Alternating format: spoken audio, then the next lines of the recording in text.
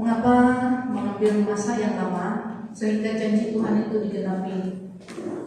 Sehingga Sarah menyuruh Bapak Abraham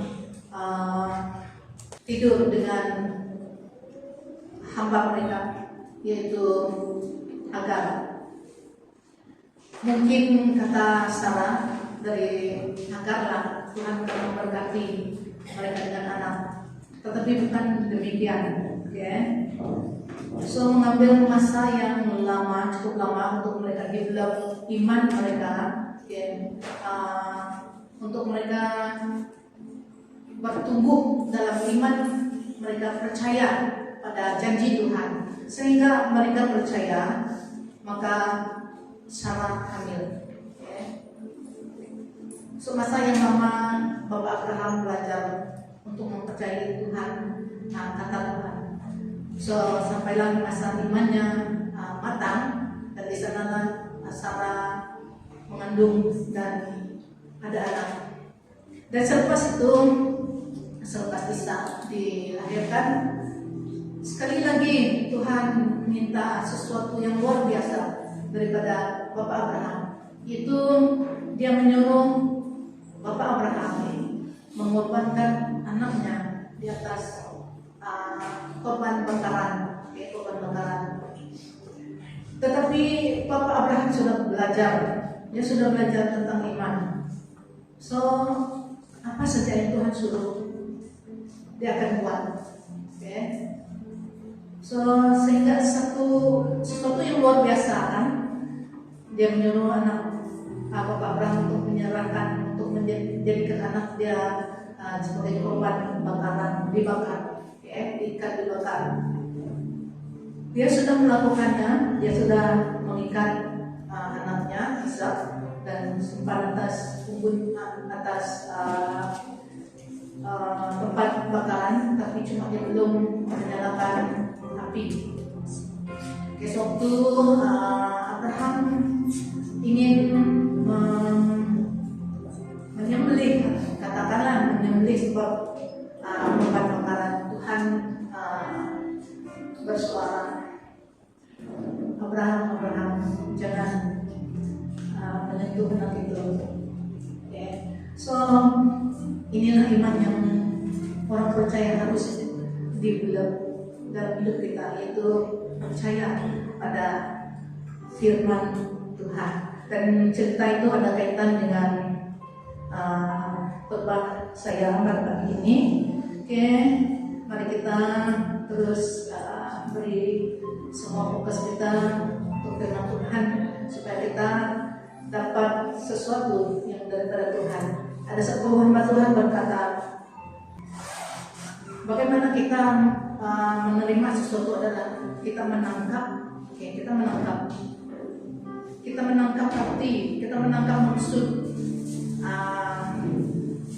firman Tuhan tersebut. Bukan hanya membaca, bukan hanya mendengar, tetapi kita harus menangkap. Dengan itu baru kita dapat memanfaatkan firman itu. Sebab dengan itu, apabila kita sudah menangkapnya, kita sudah mengertinya, maka firman Tuhan itu menjadi rema bagi kita. Itu yang maksudnya. Oke, kita membaca dalam Markus 4 ayat 1 hingga 13, yaitu tentang menabur benih. Tetapi pada pagi ini saya tidak akan elaborate tentang menabur benih banyak, tetapi ada fokus yang lain. Mari kita membaca dalam Markus 4 ayat 1 hingga 13. Yesus mula mengajar lagi di pinggir laut. Begitu ramainya orang datang berasa-asa di sekelilingnya, sehingga dia terpaksa duduk di dalam sebuah perahu di laut di laut itu, manakala orang ramai berdiri di pantai. Kita lihat skenario itu kan. Yesus mengajar mereka banyak perkara melalui ibarat. Dalam ajarannya itu dia berkata, dengarlah, seorang penyemai pergi menabur benih. Semasa dia menabur benih, ada yang jatuh di jalan lalu dimakan burung. Ada Ada pula yang jatuh di tempat berbatu, yang kurang tanahnya.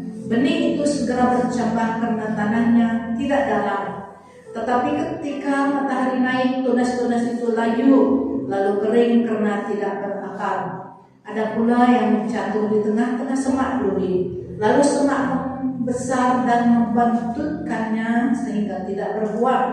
Tetapi ada benih yang jatuh di tanah subur, lalu bertunas, membesar dan berbuah. Hasilnya 30, 60 dan 100 kali ganda. Lalu katanya, sesiapa yang bertelinga, dengarlah. Ketika Yesus bersendirian, 12 muridnya dan beberapa orang yang ada bersamanya menanya dia arti ibarat itu. Yesus berkata kepada mereka, kamu telah diberi rahasia kerajaan Allah, tetapi orang luar akan mendengar segala sesuatu melalui ibarat, supaya mereka terus melihat tetapi tidak nampak, mereka terus mendengar tetapi tidak mengerti. Karena sekiranya mereka mengerti, mereka akan berpaling dan diampuni. Kemudian Yesus bertanya kepada mereka, jika kamu tidak memahami ibarat itu, bagaimanakah kamu dapat mengerti ibarat yang lain? Oke, hari ini kita akan banyak fokus kepada Markus 4 ayat 11 sampai 13. Oke, Markus 4 ayat 11 sampai 13 yang berkata, Yesus berkata kepada mereka, kamu telah diberi rahasia kerajaan Allah, tetapi orang luar akan mendengar segala sesuatu melalui ibarat, supaya mereka terus melihat tetapi tidak nampak, mereka terus mendengar tetapi tidak mengerti. Karena sekiranya mereka mengerti, mereka akan berpaling dan diampuni. Oke, kita fokus kepada ayat itu. Oke, kalau kita baca bagian ini tanpa mengkaji latar belakang mengapa Tuhan Yesus mengatakan kata-kata itu, sepertinya Tuhan Yesus membiarkan mereka binasa, kan? Kalau kita baca ayat tadi, mereka terus melihat tapi tidak nampak, mendengar tapi tidak mengerti. Sekiranya mereka mengerti, mereka akan berpaling dan diampuni. Sepertinya Tuhan Yesus membiarkan sebagian orang binasa. Oke, kalau kita tidak mengkajikan latar belakang mengapa Tuhan Yesus mengatakan kata-kata itu, satu kata-kata yang kasar, satu kata-kata yang kasar dan tidak dapat dipahami begitu saja. Kalau kita memahaminya begitu saja, itulah yang andaian kita, di mana kita akan berpikir bahwa ada sebagian orang yang Tuhan mau binasa, tapi ada sebagian orang yang Tuhan mau selamatkan.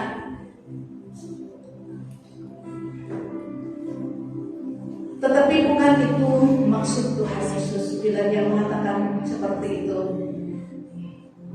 Kita tahu Dia datang untuk memberikan keselamatan, kan? So, tidak mungkin Tuhan bermaksud seperti demikian. Dan kata-kata ini pernah diucapkan kepada orang Israel pada suatu masa dulu.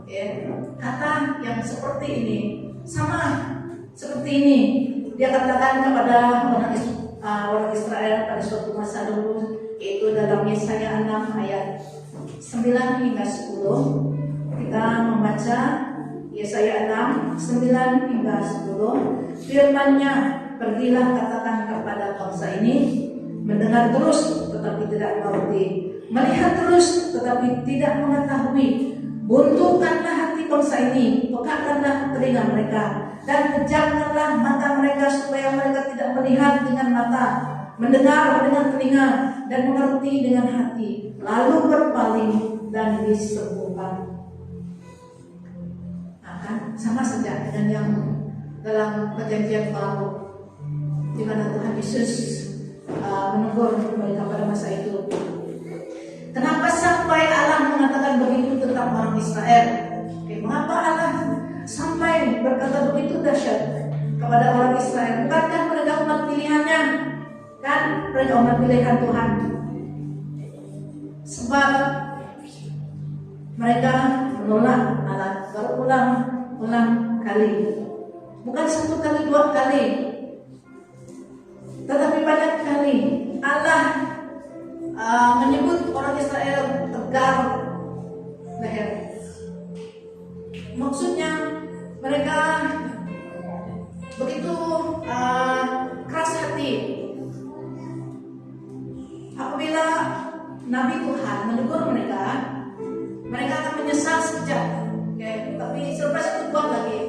Itu sifat orang Israel. Sehingga Tuhan menyuruh Nabi Yesaya berkata kepada mereka ayat tersebut. Pergilah, katakanlah kepada bangsa ini, mendengar terus tetapi tidak mengerti, melihat terus tetapi tidak mengetahui. Buntukanlah hati bangsa ini, bukakanlah telinga mereka, dan pejamkanlah mata mereka supaya mereka tidak melihat dengan mata, mendengar dengan telinga, dan mengerti dengan hati, lalu berpaling dan disembuhkan. Ya Tuhan Yesus, Tuhan Allah telah mengatakan hal ini kepada orang Israel pada masa itu sebab kekerasan hati mereka. Mereka berpaling sekejap dan buat lagi, berpaling sekejap buat lagi. Itulah sifat orang Israel pada masa itu. Berulang-ulang kali Allah memilih orang Israel bukan karena mereka orang baik-baik, bukan karena mereka orang baik-baik, bukan karena dia tidak tahu mereka, bukan karena dia tidak tahu mereka, maka dia memilih mereka. Dia tahu mereka dari A sampai Z. Sampai hari ini masih ramai orang Israel yang tidak percaya, sedangkan nenek moyang mereka pernah melihat Tuhan Yesus yang lakukan banyak mukjizat. Nenek moyang mereka pernah melihat Tuhan Yesus dengan mata, bahwa apa yang Tuhan Yesus sudah lakukan di kalangan mereka. Tetapi sampai sekarang masih ramai orang Israel yang belum percaya kepada Tuhan. Tetapi akhir-akhir ini ada banyak yang sudah datang kepada Tuhan, dan bahkan akhir ini ada perbalahan di antara orang Israel yang sudah percaya kepada Tuhan dengan orang Israel yang masih menganut agama mereka yang lama. Akhir-akhir ini, so Allah memilih mereka atas kehendaknya. Dan siapakah kita untuk menyoal keputusan Allah itu? Mungkin bangsa lain lebih jahat dari orang Israel, kita tidak tahu kan. So biarlah itu menjadi hak Allah dan tidak tidak usah dipersoalkan mengapa ketegaran dan kekerasan hati manusia ini kan masih berlaku sampai sekarang, bahkan sampai akhir zaman akan berlaku. Sampai akhir zaman, sampai Tuhan datang, sampai pengangkatan gereja, masih ramai yang akan tegar hati, keras hati. Mereka mengeraskan hati sehingga mereka melihat tapi tidak nampak. Mereka melihat tapi tidak nampak. Mereka mendengar tetapi tidak mengerti apa yang berlaku, apa yang Tuhan mau. Maka Yesus berkata, sesiapa yang bertelinga dengarlah. Dengarlah, siapa yang bertelinga, mari kita dengar. Coba lihat di sekeliling kita, kan berapa ramai orang di luar sana daripada yang di dalam gereja, kan? Apakah mereka tidak pernah mendengar tentang Tuhan? Mereka mendengar, tapi tidak mengerti. Kalau mereka mengerti, mereka akan berpaling, dan mereka dapat diselamatkan. Itu yang kata firman Tuhan. Kalau mereka mengerti, mereka akan berpaling, dan pengampunan masih Tuhan buat, masih ada. Karena hati mereka keras, tidak peduli. Dunia ini lebih seronok. Keseronokan dunia yang sementara ini telah menambah hati banyak orang. Maka itu mereka keras hati, tidak peduli. So, audien Tuhan Yesus pada masa dia menyatakan Ya. Jadi Tuhan Yesus ulang lagi katanya yang pernah diucapkan kepada orang Israel itu pada masa lalu kepada orang Yahudi pada kemudian dia masa firman Tuhan yang kita baca tadi. Hati mereka keras, tidak mau menerima kenyataan bahwa Tuhan Yesus adalah Mesias. Kemudian Tuhan Yesus pada masa itu keras hati, tidak mau percaya bahwa Tuhan Yesus adalah Mesias, Juru Selamat. Walaupun mereka telah melihat dengan mata mereka sendiri banyak mukjizat yang Tuhan Yesus buat. Dan semasa Tuhan Yesus dalam dunia ini, Dia banyak melakukan mukjizat, membangkitkan orang mati, menyembuhkan. Bahkan Dia sendiri sudah bangkit, mati dan bangkit. Masalah orang Israel adalah mereka tidak dapat menerima kenyataan Tuhan Yesus datang dari kalangan mereka. Expectation mereka juga lain bahwa Tuhan Yesus harus datang sebagai Raja, bukan dengan cara yang Dia datang. Yang mereka menolak, sehingga mereka tidak melihat Tuhan Allah di dalam Tuhan Yesus. Tuhan Yesus adalah datang melalui bayi, tetapi di dalam tubuh Tuhan Yesus itu adalah Tuhan Allah. Tapi mereka gagal melihat Tuhan Allah di dalam tubuh Tuhan Yesus. Tuhan Yesus melakukan banyak hal mukjizat, tetapi walau bagaimanapun mereka masih tidak percaya. Maka Tuhan Yesus berkata begitu. Mereka terus mendengar, tidak mengerti, melihat, tidak nampak. Sekiranya mereka mengerti, mereka berpaling dan masih diselamatkan. Seperti yang berlaku sekarang. Sekiranya ada yang mendengar dan mengerti dan berpaling, tetap diselamatkan karena masih belum terlambat. Seperti kalian kan, saya pikirlah karena waktu saya menyediakan ini, maka ada orang yang tidak begitu percaya. Maksud saya di sini seperti jemaat Tuhan yang sekarang. Kalian tahu siapa Pastor Lena, siapa Pastor Jesse, siapa anak mereka, dan ada yang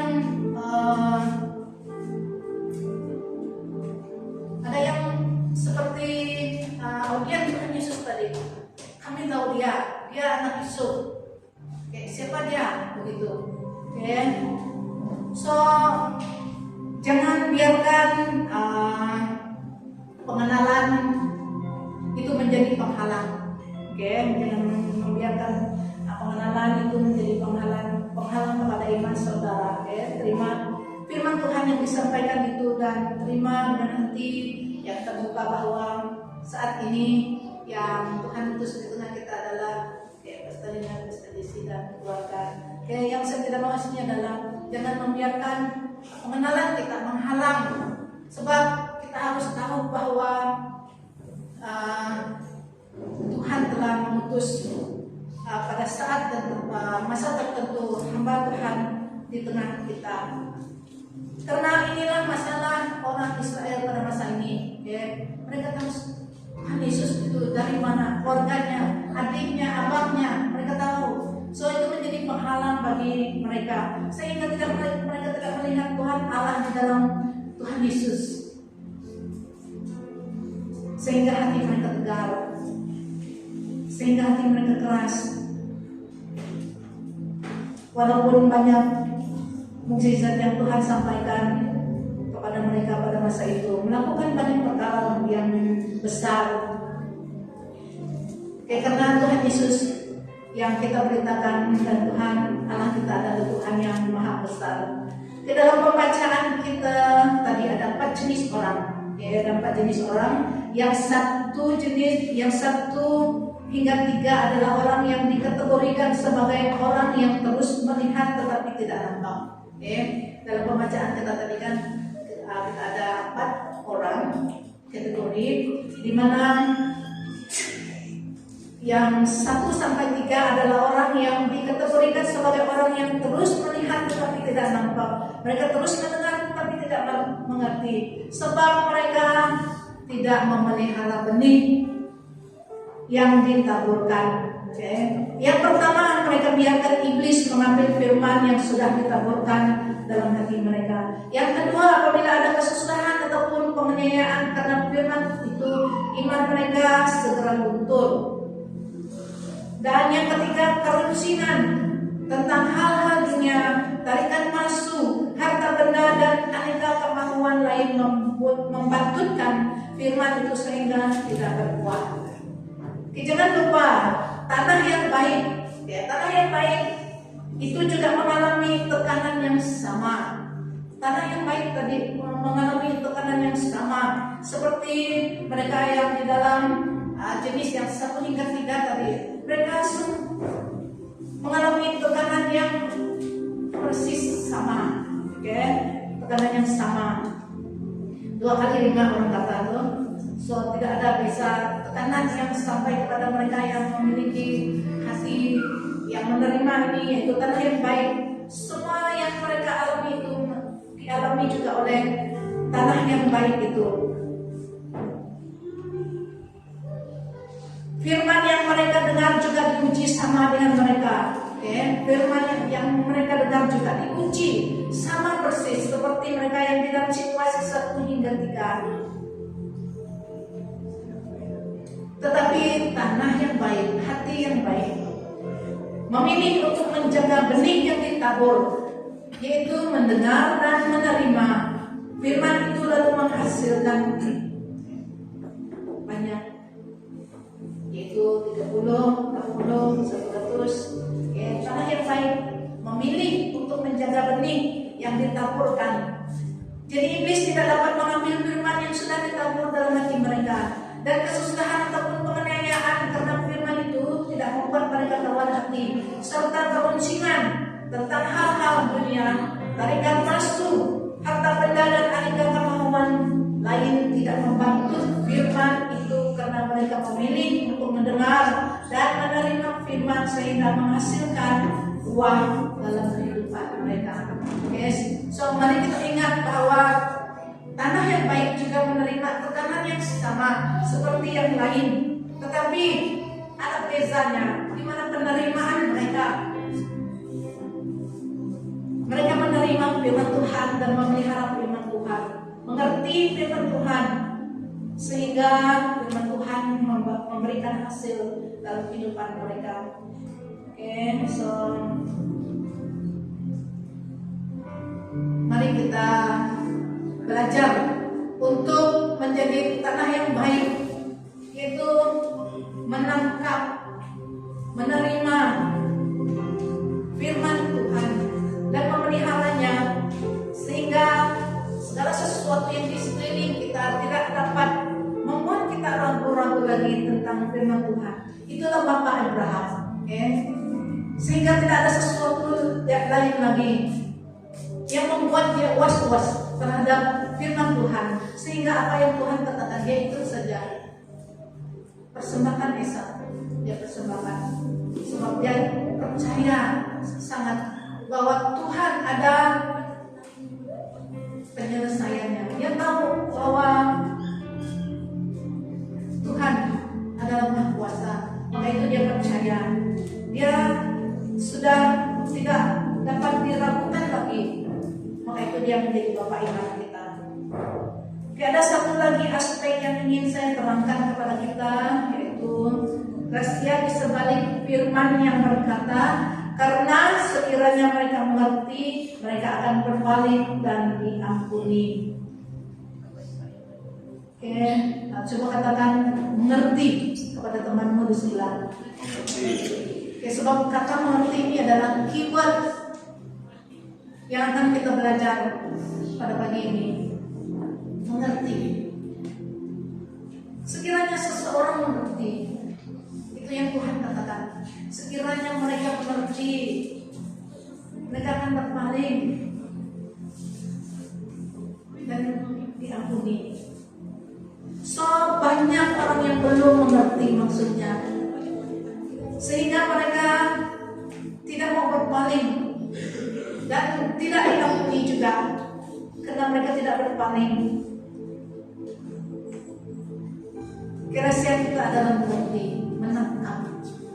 maksud Tuhan.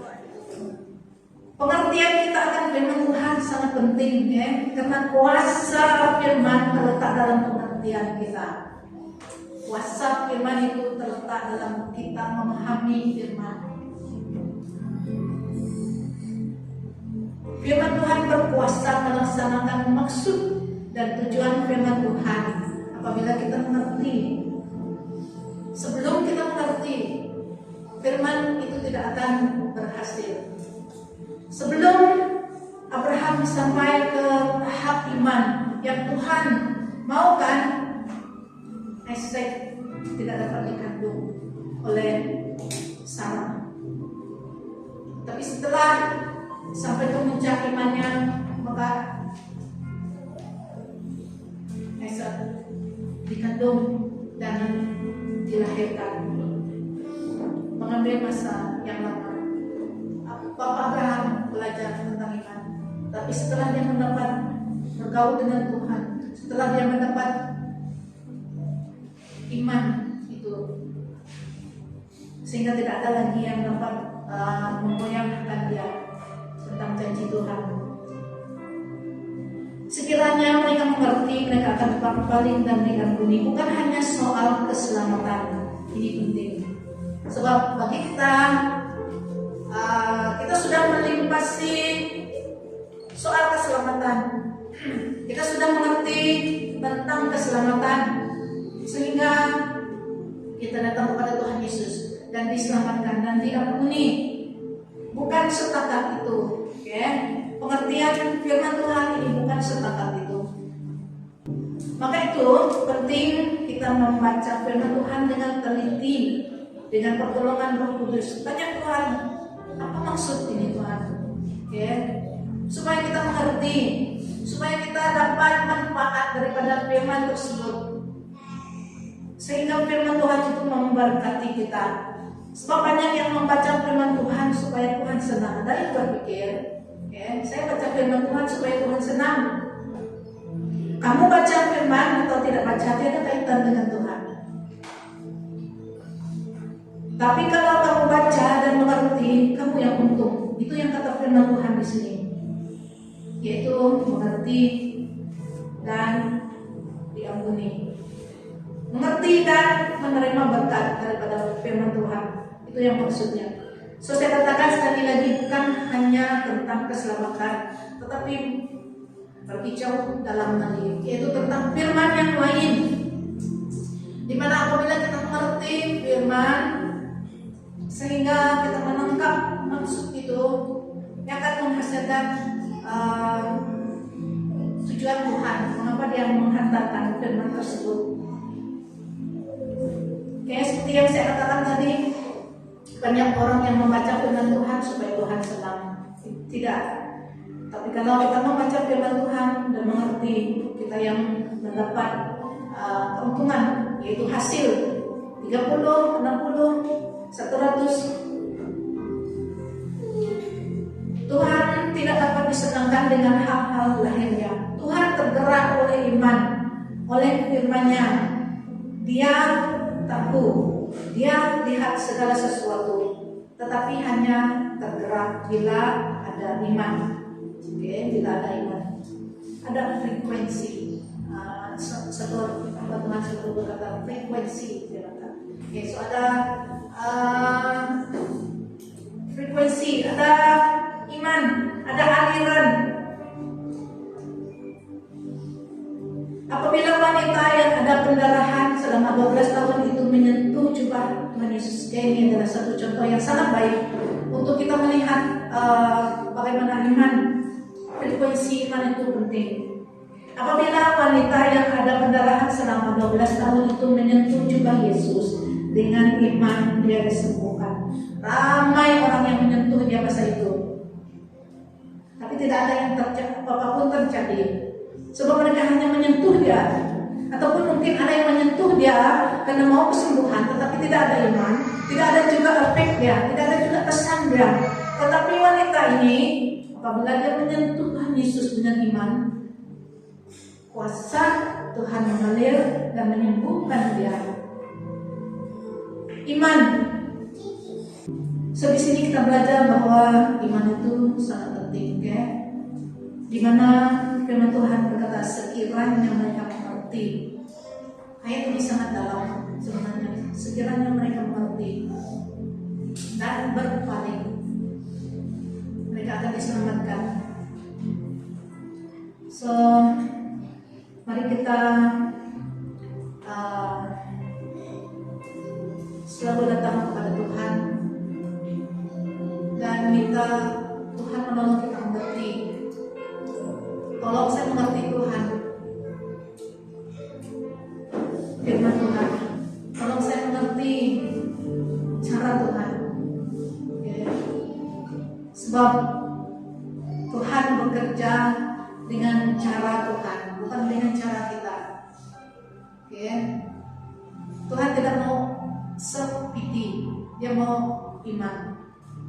Dia tidak tergerak dengan self-pity, dengan merasa minta belas kasihan. Okay? Tuhan tidak tergerak dengan minta belas kasihan, tapi Tuhan tergerak dengan iman. Sampai di sana firman Tuhan yang kita baca, yaitu mengapa sampai Tuhan Yesus mengatakan mereka mendengar tidak mengerti, melihat tidak tampak. Okay. Satu kata yang keras, tapi itulah hati manusia. Tetapi Tuhan Yesus masih bagi kita peluang. Siapa yang mendengar dan mengerti dan berpaling, dia akan diampuni dan pergi kepada yang lebih dalam, itu tentang firman Tuhan. Siapa yang mengerti firman Tuhan, meneliti firman Tuhan, menyelidiki firman Tuhan, dan mengerti dan menangkap, dia akan mendapat berkat daripada firman tersebut. Haleluya, puji Tuhan. Karena Tuhan itu baik dan Tuhan itu berkuasa, dan cara Tuhan adalah cara Tuhan, dan kita harus ikut cara Tuhan, yaitu mengerti. Jangan biarkan pengenalan kamu akan keluarga pastor menjadi penghalang iman kamu, okay? Biarlah tujuan Tuhan itu yang diberikan, itu yang kita lihat, supaya kita sama-sama bertumbuh di dalam Tuhan. Dan firman Tuhan pada hari ini biarlah memberkati kita, di mana iman itu sangat penting, di mana kita perlu belajar untuk bertumbuh dalam iman. Kita belajar daripada Bapak Abraham, kita belajar daripada wanita yang pendarahan, di mana Tuhan hanya tergerak oleh iman, bukan kita minta belas kasihan Tuhan. Okay? Memang ada masanya, tapi yang sangat Tuhan minta adalah iman. Okay, iman. So, mari kita belajar percaya pada firman Tuhan. Okay. So, mari kita semua berdiri dan saya minta pastor Bapak